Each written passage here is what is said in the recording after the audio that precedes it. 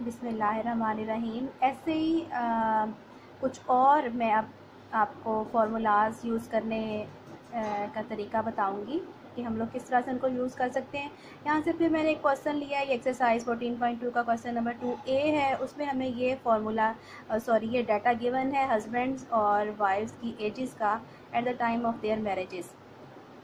ये एक्स का डाटा हो गया, हस्बैंड्स एज, और वाइफ्स एज जो है वाई हो गया हमारे पास। इसमें हमें कहा गया है कि आप आर कंप्यूट करें और आर कंप्यूट भी इस फॉर्मूले के थ्रू करें। तो हम देखेंगे कि इस फॉर्मूले को हम लोग किस तरह से यूज़ कर सकते हैं, हमें कौन कौन से कॉलम्स रिक्वायर्ड होंगे, क्या क्या कंप्यूटेशंस करनी पड़ेगी हमें आर को फाइंड आउट करने के लिए। फर्स्ट ऑफ ऑल तो आप लोगों ने क्या करना है, हमेशा की तरह एक कॉलम एक्स का और एक कॉलम वाई का बना लेना है। ये सारी एक्स की 10 वैल्यूज़ इस तरह से लिख लेनी है। ऐसे ही वाई की वैल्यूज़ वर्टिकली आप लोगों ने इस तरह से लिख लेनी है, कॉलम बना लेना है पूरा।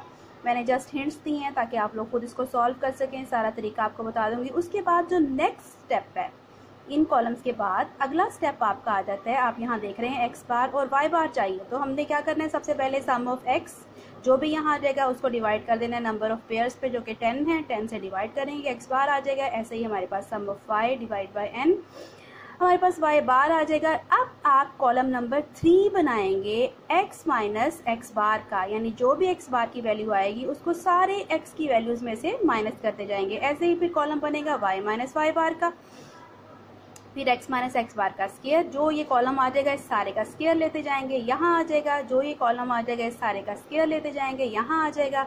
और ये कॉलम 3 और कॉलम 5 जो x माइनस एक्स बार और y माइनस वाई बार है, इन दोनों कॉलम्स को आपस में मल्टीप्लाई करेंगे तो ये कॉलम कंस्ट्रक्ट हो जाएगा हमारे पास।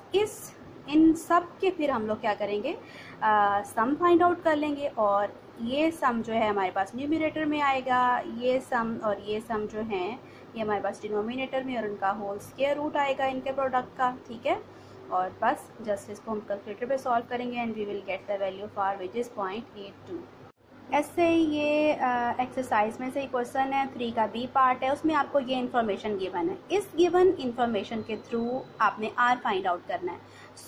ये जो हमने देखा एक्स बार गिवन है, वाई बार गिवन है, sum of X square given है, sum of Y square given है, sum of X Y given है। हम इसके अकॉर्डिंग ये फार्मूला जो है वो बेहतर लग रहा है, हम लोग ये फार्मूला यूज़ कर लेंगे, sum of X Y minus N X bar Y bar over whole square root sum of X square minus N X bar square into sum of Y square minus N Y bar whole square.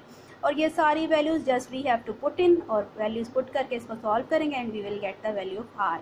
इसी तरह से इसका C part है, उसमें हमें क्या कुछ information given है और आर फाइंड आउट करना है। इसमें हमें गिवन है N, sum of X, sum of Y square, sum of X Y, और एस एक्स यानी एक्स का स्टैंडर्ड डिविएशन हमें गिवन है।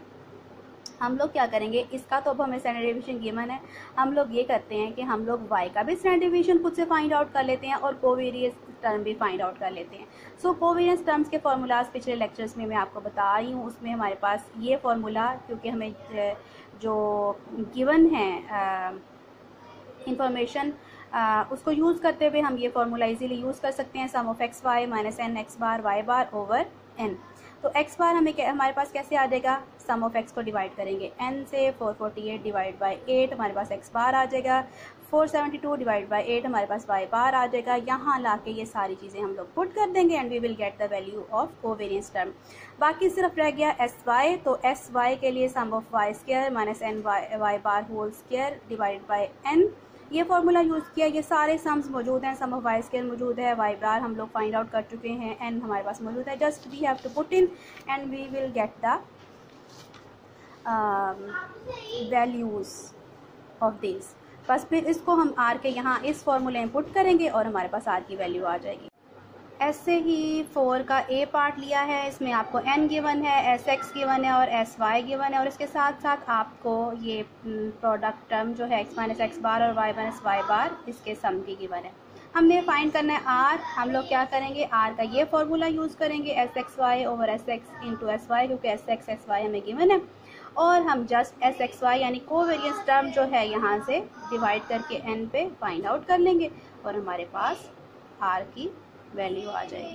अच्छा, नेक्स्ट जो है क्वेश्चन नंबर 5 लिया है, उसका ए पार्ट। ये इंटरेस्टिंग क्वेश्चन है, इसके दोनों पार्ट ही ए बी और बी बी।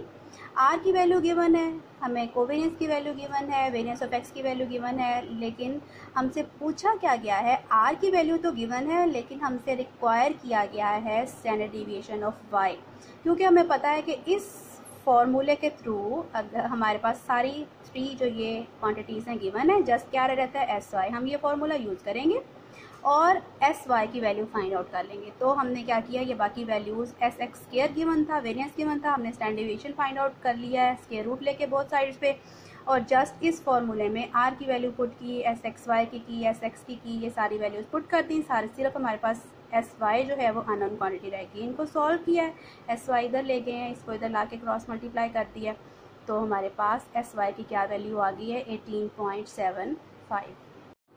ऐसे ही 5 का बी पार्ट है, ये भी इसमें भी थोड़ा सा डिफरेंट चीज़ है। आर की वैल्यू तो गिवन है और sum of X minus X bar Y minus Y bar इसकी वैल्यू भी गिवन है, एस वाई भी गिवन है, sum of X minus X bar square given है, लेकिन हमसे पूछा गया है कि एन की वैल्यू फाइंड आउट करके बताओ।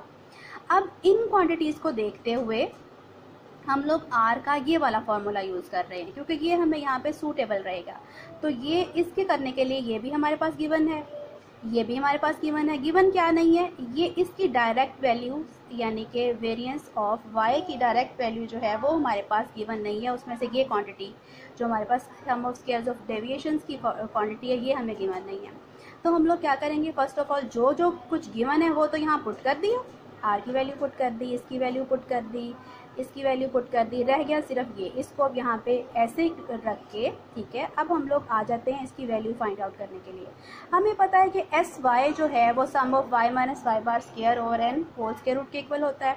बोथ साइड्स पे स्क्वायर लिया, ये क्वांटिटी इसके इक्वल आ गई, उसके बाद ये एन इसके साथ मल्टीप्लाई करवा दिया और ये sum of Y minus Y bar square इधर ही इसकी इक्वेशन किस तरफ रहा। एस वाई स्क्वायर की वैल्यू हम देखते हैं कि एस वाई की हमें 8 गिवन है, उसका स्क्वायर ले लिया, 8 स्क्वायर आ गया। तो इस तरह से ये जो है हमारे पास 64 n के इक्वल आ गया। अब 64 n को हम ला के इस क्वांटिटी की जगह पुट कर देंगे, यहाँ पुट कर दिया। अब ये बाकी सारी सब कुछ हम लोगों ने सॉल्व कर लिया, बाकी सारी की सारी वैल्यूज, नीचे स्क्वायर रूट n हमारे पास ऐसे ही रहा, क्रॉस मल्टीप्लाई करवा के 0.5 नीचे आ गया और स्क्वायर रूट n हमारे पास इधर चला जाएगा 3.16। बोथ साइड से हम लोग स्क्वायर लेंगे तो हमारे पास n की वैल्यू क्या आ जाएगी 10 आ जाएगी। तो अगर डेसिमल में वैल्यू आ रही हो तो n की वैल्यू को हमेशा आपने अप वर्ड जो है वो राउंड अप करना है हमेशा, ठीक है। यानी अगर 9.1 वैल्यू आती है तो भी आप 10 ही कंसीडर करेंगे, 9.2 आती है तब भी आप 10 ही कंसीडर करेंगे। सो इस तरह से हम क्वेश्चन नंबर 5B का सोल्यूशन करेंगे।